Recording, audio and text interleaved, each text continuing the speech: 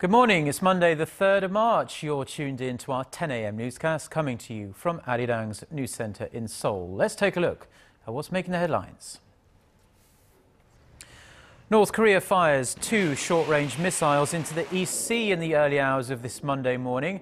South Korea's defense ministry is demanding Pyongyang immediately stop its provocative acts.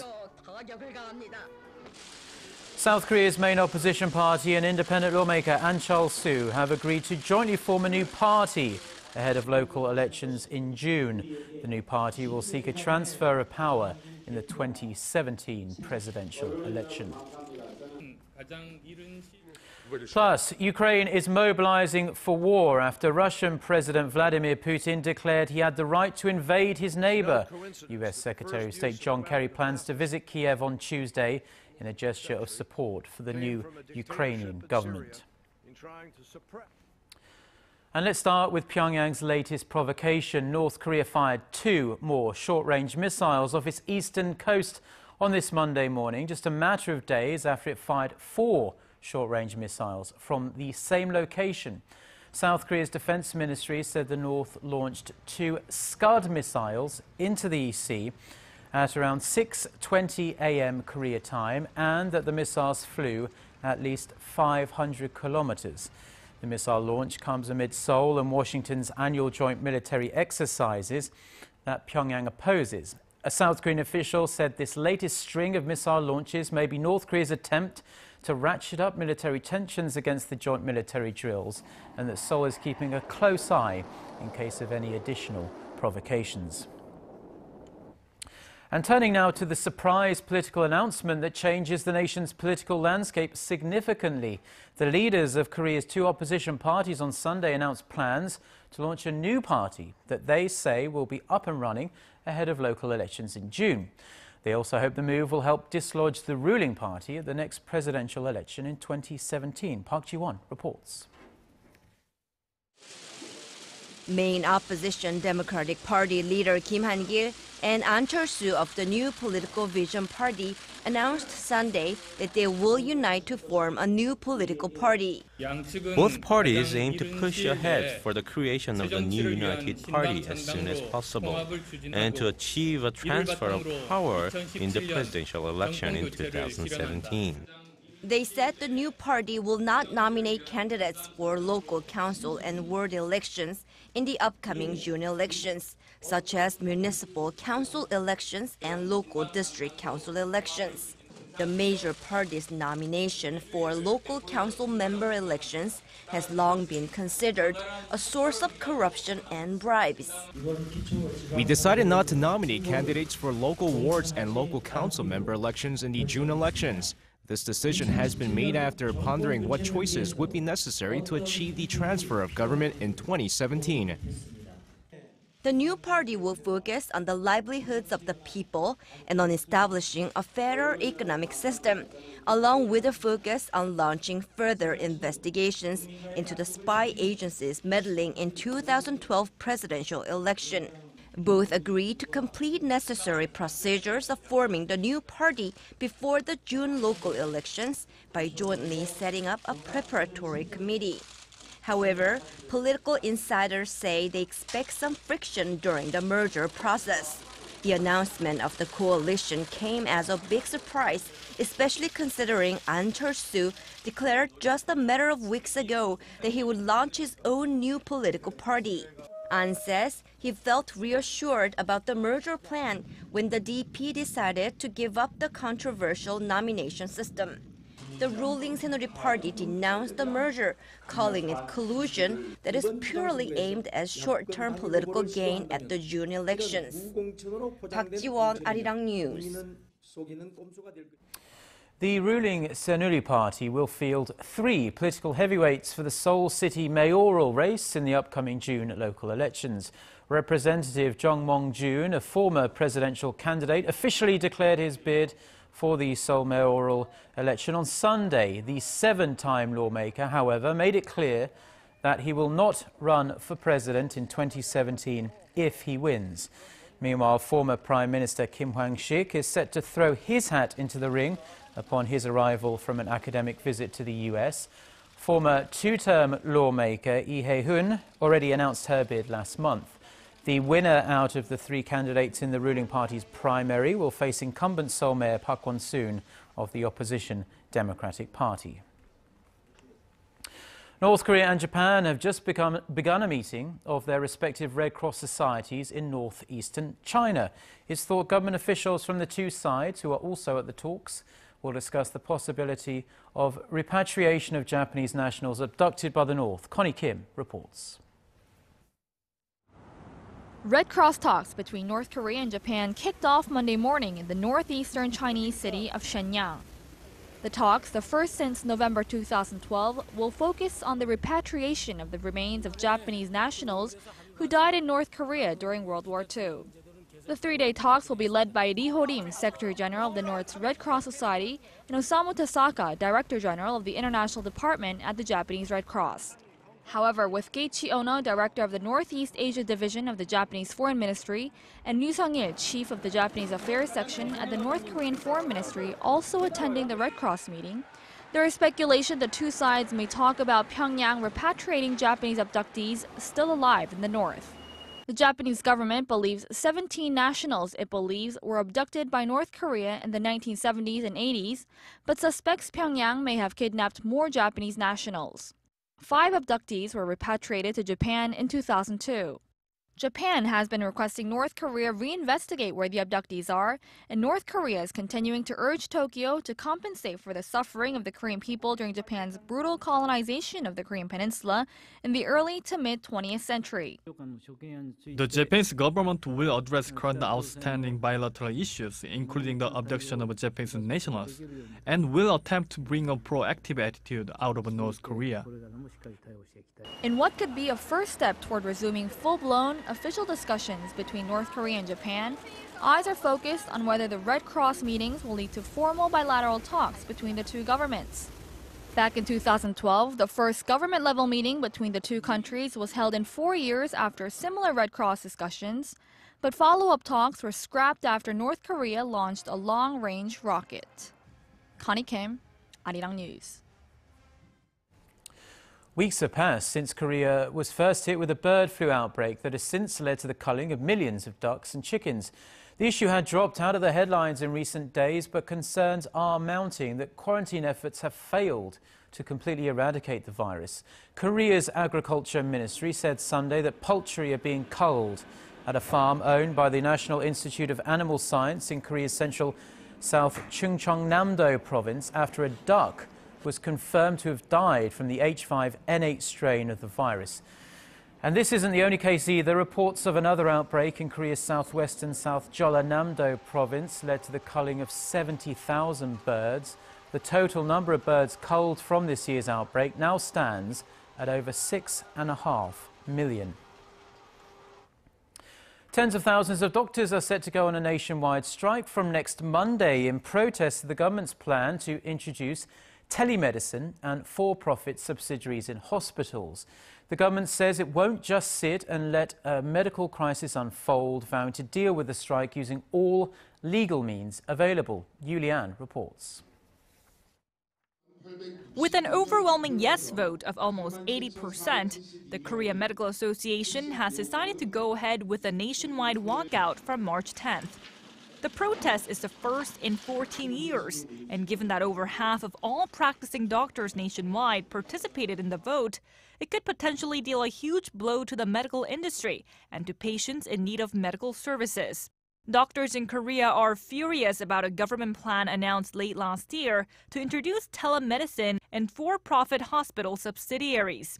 They're concerned such measures lay the groundwork for privatizing medical services.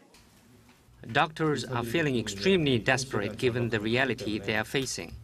So many will voluntarily take part in this strike.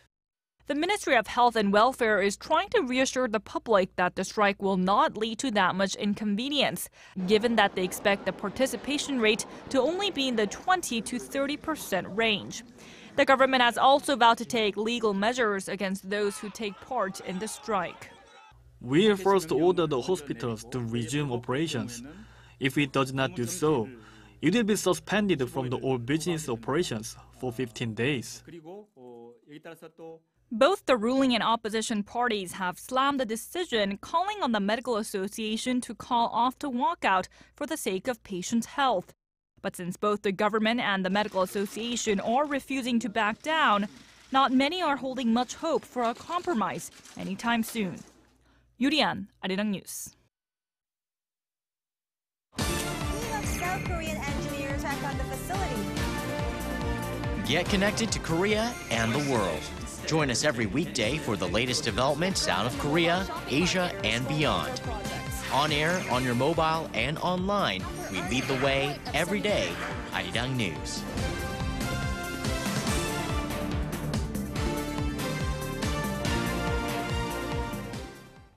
Now to the latest in crisis in Ukraine, where developments are unfolding by the hour. The country's Navy chief has defected, swearing his allegiance to the Crimea region, and he has done so in the presence of his unrecognized pro-Russian leader. This comes as the United States warned Moscow's continued violation of Ukraine's territorial integrity would negatively impact Russia's standing in the world. Tensions remain sky high after Ukraine mobilized its army as Russia continues to build up its military presence. Kim Min-ji reports.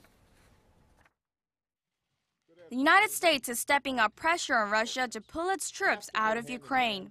In a phone conversation over the weekend, U.S. President Barack Obama told his Russian counterpart Vladimir Putin that Moscow's continued violation of Ukraine's sovereignty and territorial integrity would negatively impact Russia's standing in the international community.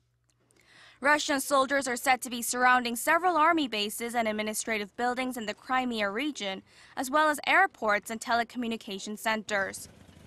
U.S. Secretary of State John Kerry on Sunday denounced Russia for what he called an incredible act of aggression. Kerry warned that Russia could be ejected from the group of 8 nations, adding the international community could isolate Russia. U.S. officials say Kerry will visit Kiev on Tuesday to show Washington's support for the new leadership. Russia's parliament has already given the green light to Putin to use military force to protect its citizens in Ukraine, defying calls from the international community not to intervene. Russia has also been staging military exercises involving 150,000 troops along its border with Ukraine. The new government in Kiev said it is on the brink of disaster and called for the mobilization of its troops in response, accusing Moscow of declaring war. Ukraine security officials ordered all armed forces to be put on highest alert and reserves to be mobilized and trained. NATO convened an emergency meeting in Brussels on Sunday to discuss the crisis, and UN Secretary General Ban Ki-moon has expressed his grave concern, urging President Putin to engage in dialogue with Ukrainian authorities. Kim Min-ji, ARIRANG News. Now, on a much lighter note, the animated Disney film Frozen has exceeded the 10 million viewer mark as of Sunday in local theatres. This according to the Korea Film Council. The movie has been perched atop of the box office chart since its release in January and has become the most viewed animation ever in Korea. The soundtrack and related books of the film have also made the charts, driven by the popularity of the movie. The animated fairy tale musical is the story of a brave princess who goes on an adventure in search of her estranged sister, whose icy powers cast an eternal winter on the kingdom. Samsung Electronics recently launched the world's first curved ultra-high-definition TVs. Right here in Korea, the Korean tech giant is betting big on this cutting-edge technology, as our Paulie reports. Curved ultra-definition televisions, or curved UHD TVs, are this year's hot new trend in the consumer display industry. UHD TVs can support resolutions that are up to 4 times higher than traditional HD TVs. However, these premium features will come at a cost, with most models carrying a 20% premium. But Samsung Electronics says it's worth the added price, as the slight curve will give viewers unparalleled picture quality. We took LCD panels and realized we could bend them. With curved screens, we can implement an overwhelming immersive experience. TV manufacturers are hoping that UHD will become the new standard for the industry. And in order to ensure the trend doesn't lose momentum, Samsung says it has signed a number of deals with Hollywood firms such as Fox and Paramount to pump out UHD content. Meanwhile, hometown rival LG Electronics is teaming up with local cable providers to supply dedicated UHD programming. We're increasingly moving towards UHD TV since it appears to be in the clear direction the market is moving in.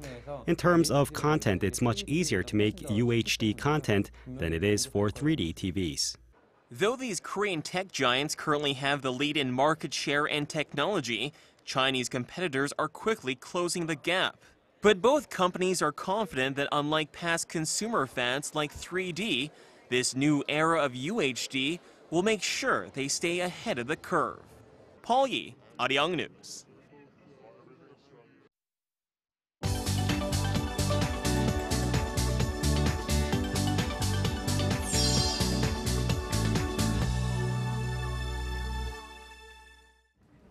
Good day, I'm Eunice Kim, and here are your headlines from around the world. China is still in a state of shock after a group of attackers wielding knives launched a horrific attack at a railway station in the southwestern city of Kunming that left at least 29 people dead and 130 wounded. Makeshift vigils mark the spot where the attacks took place on Saturday, and Chinese authorities are pointing to a separatist group in the northwestern region of Xinjiang for what they are characterizing as coordinated terrorist attacks. China's Xinhua news agency reports police shot at least 4 suspects dead and captured 1.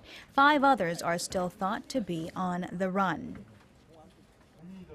Meanwhile, China's Communist Party leadership will gather at the Great Hall of the People in Beijing on this Monday to launch the annual session of the National Political Advisory Body. Xinhua reports that among the topics on the agenda will be deepening reform, economic protection, and cultural progress. Environmental issues such as the lingering toxic smog will be addressed as well. And at least 85 people have been killed in northeastern Nigeria after suspected militants tied to the Boko Haram group ravaged a small village and detonated twin bombs in a nearby town. The terrorist network has been on a bloody campaign for Islamic rule in northern Nigeria for more than 4 years. Eyewitnesses of the village attack described armed men indiscriminately killing people, including women and children. It came after 2 bombs were exploded some 50 kilometers away in the densely populated town of Maiduguri, the birthplace of the Boko Haram network. And Warren Buffett's investment firm Berkshire Hathaway reported a record profit last year. Its full-year profit was up some 31% from the year before at $19.5 billion. In his annual letter to shareholders, Buffett signaled his plans to make more large acquisitions this year, saying that America's best days lie ahead. The so-called Oracle of Omaha also said he has no plans to leave the company anytime soon. And in the U.S. state of Colorado, a huge multi-car pileup has killed 1 person and injured dozens of others.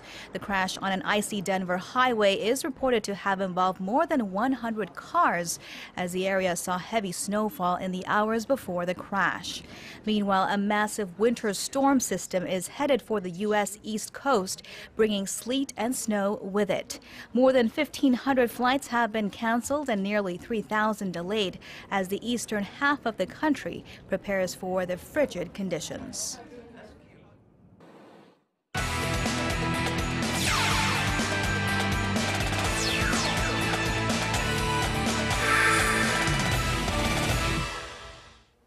And a good Monday morning to you all as we kick things off in the LPGA as Pyongyang looked to bounce back in the final round of the HSBC Women's Championship on Sunday. Now with the world number 1 Pyongyang starting off the final round tied for 10th overall, she storms back in the final round shooting a 4 under on the day to finish tied for 4th overall at 7 under par.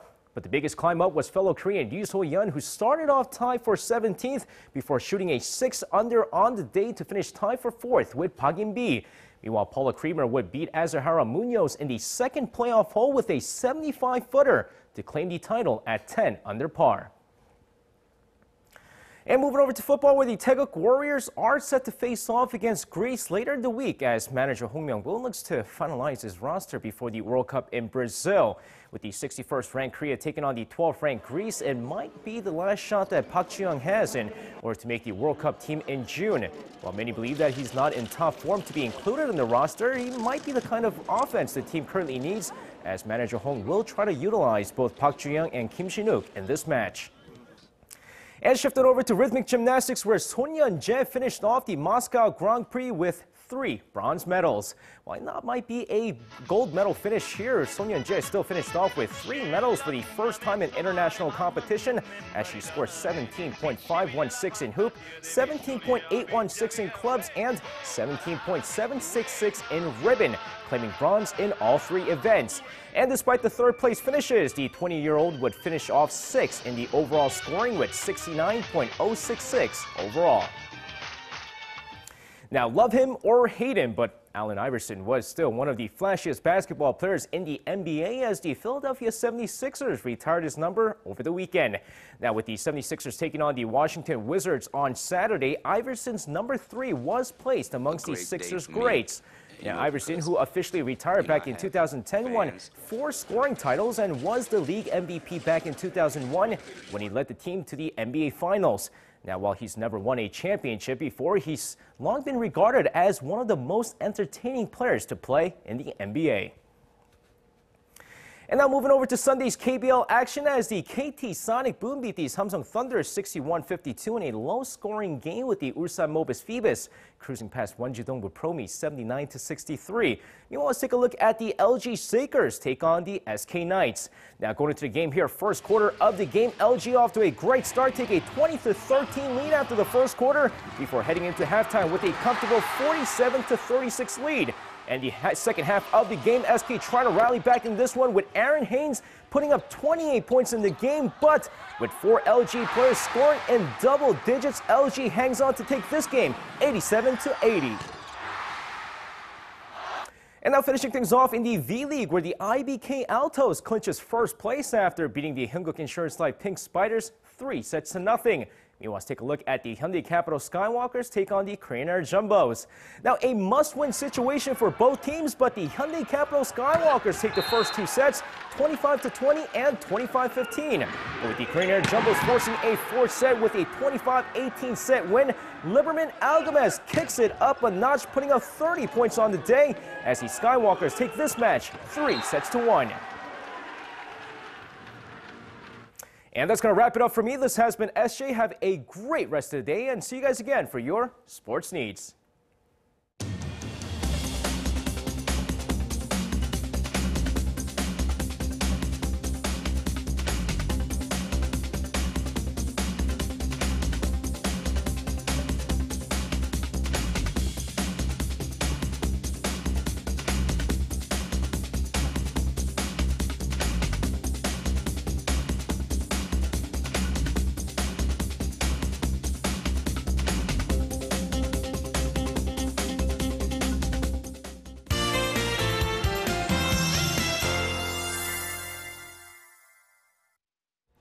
Good Monday to you all. I'm Lee Ji-hyun with your latest weather forecast. Well, unlike chilly temperatures we had this morning, daily highs are soaring rapidly to reach double digits in most regions. And thankfully, we won't need to worry about wearing a dust mask today because the entire country will have a fairly good quality of air throughout the day. In fact, this week is forecasted to be toxic smog-free week. Also, we'll see a good deal of sunny skies today. A few patches of clouds in the southern provinces will give way to sun as the day goes on. So overall, it will be picture-perfect weather this afternoon. But tomorrow, we have rain in store in the southern parts of the country. It will start from Jeju Island, then spread to other areas by the late evening.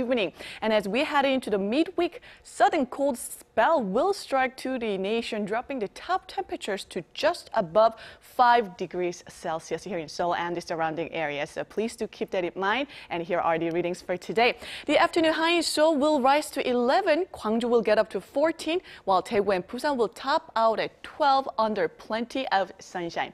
Now let's see how other regions are looking. It looks like Jeju and Daejeon will climb up to 12. Dokdo hikes up to 6, but the top temperature on Mount Kumgang will be at -1. Well, that's all for now, and hope you have a wonderful day.